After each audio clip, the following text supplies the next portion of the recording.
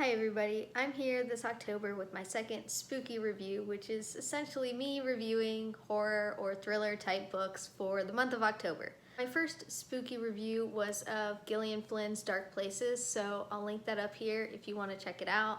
I did really like that book. Today we are talking about Kill Creek by Scott Thomas. To start off with my rating, I gave this book a 2.5 out of 5.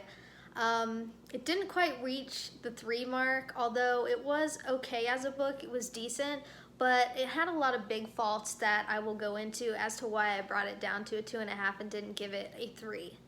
So in the beginning, I was really into the premise of this book. So what you're following is there's a underground website hoster who is obsessed with horror.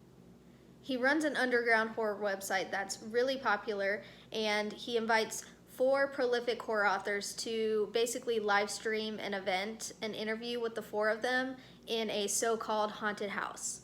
Yes, the haunted house trope is super overplayed, but I thought that this was unique enough, and I honestly don't read a lot of haunted house stuff, so I didn't mind that it was an overplayed trope at all. And that is not actually the reason why I didn't enjoy this book that much. It was other things that bothered me in terms of the writing and the characters. And before I get any further, this is a spoiler-free review. I'll tell you my thoughts about how things went down, but I'm not going to tell you any of the main plot points or the ending or anything that happens like that.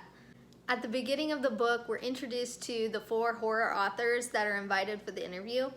And most of them are caricatures. That's the main thing I didn't like about the book. So first, we have our old prim and proper, I would liken him kind of to Stephen King. He's someone who's extremely prolific, has made lots and lots of books, and is really well renowned, whether it's people who like horror genre or just regular people who love his books. He was honestly the least offensive character. And the other thing about these authors is that they all write slightly different types of horror books. They don't all write similar things. So at least what this book has going for it is that the 4 authors are not similar.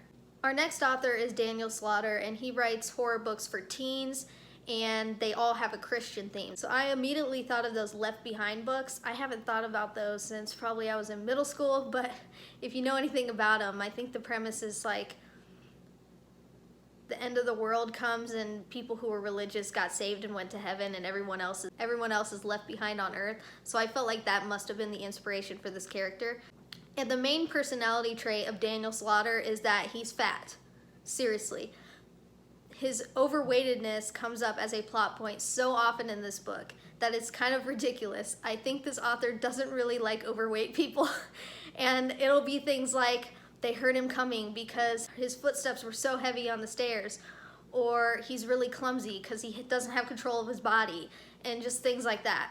Our next author is the tough, sexy female goth chick character. So her horror books are described as like really visceral and sexual and brutal. And this character annoyed me straight off the bat because she's such a tough chick character written by a guy type of female. When we're introduced to her, the first thing she's doing is lifting heavy barbell weights. Nothing wrong with that, but it's just, this is the way we're introduced.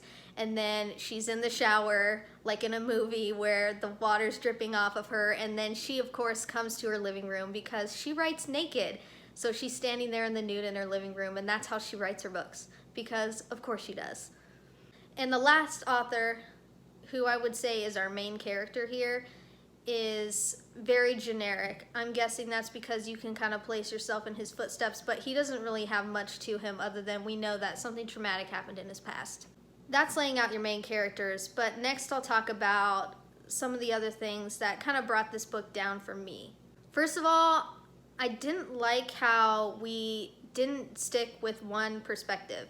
And even when they went amongst the different perspectives, which I don't mind in a book to begin with, but the way it was done was just really haphazard. So it wasn't like one chapter is in this person's perspective and then the next chapter is somebody else. Just mid-chapter with no break in the paragraphs, you would be in somebody else's point of view and have to like backtrack and realize, who am I supposed to be right now? That was kind of frustrating.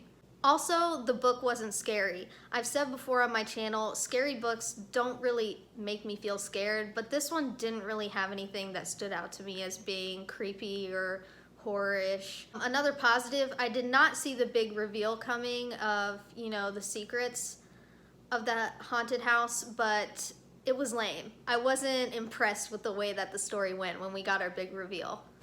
And I'm not going to say anything about how this book ends, but the final confrontation at the end was way too drawn out. I mean, it took like the last quarter of the book and almost nothing happened. It was just drawn out, and it was not enjoyable to read. I just wanted this book to be over with.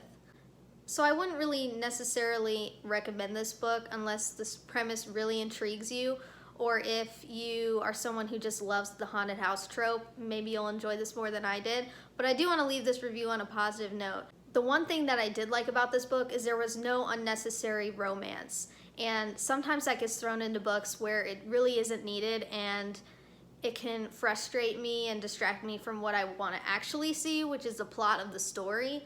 And that didn't happen in this book. I got really worried when they introduced that female author that we were going to have a problem with that, but it never happened, so I'm super happy about that. And I think that's all I have to say about Kill Creek. I hope to get at least one more, possibly 2 more reviews of spooky books before the end of October, but to be honest, work is taking up a lot of my time right now, so I've been just a little bit distracted and haven't had time to do videos or read books. But hopefully I'll have one more out this month. I don't know that I'm gonna do any end of the month wrap-ups. I kind of feel like people don't want to see them, so I might not do those anymore. I might stick with book reviews. We'll see how that goes. If you like my review here today, please consider subscribing, and if you're feeling generous, give this video a like, and hopefully I will see you in my next video. Bye everyone.